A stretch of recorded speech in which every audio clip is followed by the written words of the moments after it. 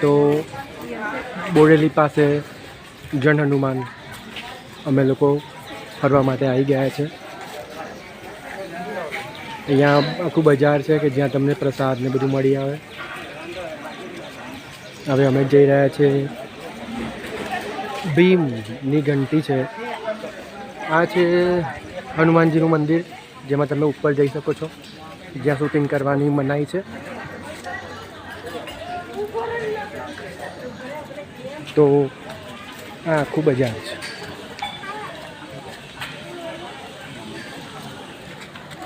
સારી એવી વ્યવસ્થા છે. વરસાદમાં પણ અમે લોકો હવે જંગલમાં જઈ રહ્યા છે.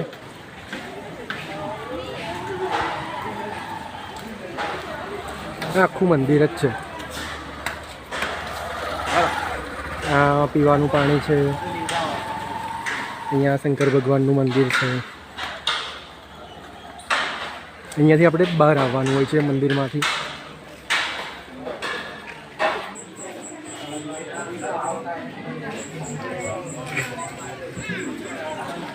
તો આ હતું શંકર ભગવાનનું પૌરાણિક મંદિર. હવે અમે ભીમની ઘંટી જોવા જઈ રહ્યા છે. જો અહીંયા આગળ બધું જ ખાવા પીવાનું બધું જ મળી આવે. એકદમ લોકલ લાઈફ, મજા આવી જાય.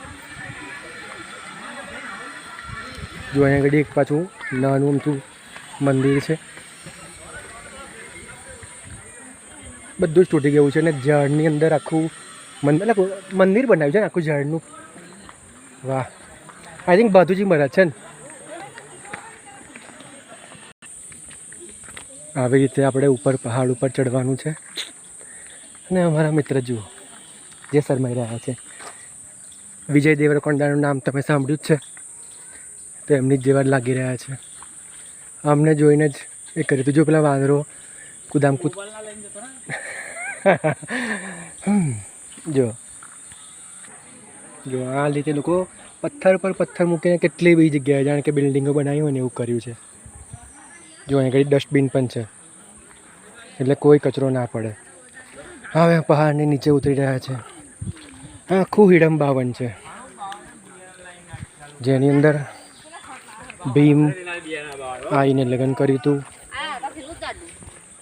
જુઓ એટલા બધા વાંદરા છે.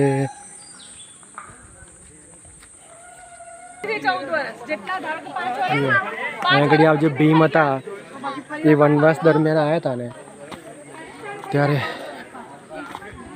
અહીંયા આગળ આ જે ઘંટી છે કેટલી મોટી છે. મોટા મોટા બે પથ્થર ભીમની ઘંટી આગળ દળતા હતા અનાજ. જો ચારે બાજુ પબ્લિક પબ્લિક એન્ડ પબ્લિક. કેવું લાગ્યું ભાઈ હવે તમને? જુઓ એકદમ ક્લીન એન્ડ ક્લિયર, કોઈ જ કચરો નહીં. આટલી બધી સાફ અને ખૂબ જ સારી જગ્યા છે જન હનુમાનમાં. તો હવે આપણે જઈએ આગળ. આજે શનિવાર છે, અષાઢ મહિનાની ગુપ્ત નવરાત્રિ ચાલુ છે. તો અમે આવીને હવે રિટર્ન જઈ રહ્યા છે. અને આગળ એક બીજું જ્યાં અર્જુને બાણ મારીને કૂવો મતલબ પાણી કાઢ્યું હતું ત્યાં કૂવો બનાવ્યો છે. હવે એ જગ્યા પર આપણે જઈશું. જો એકદમ નાનું અમથું બચ્ચું, એની સાથે બીજું એકદમ નાનું બચ્ચું પેલું ઉતરી રહ્યું. જો આ દ્રૌપદીને તરસ લાગી હતી ને વનવાસ દરમિયાન, ત્યારે અહીંયા આગળ બાણ મારીને પાણી કાઢ્યું હતું, એનો અત્યારે કૂવો કરી દીધો છે.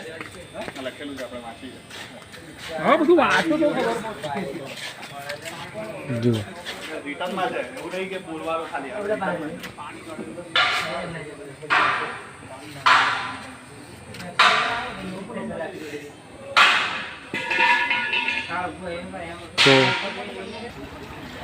તો હવે આપણે રિટર્ન ઘરે વડોદરા.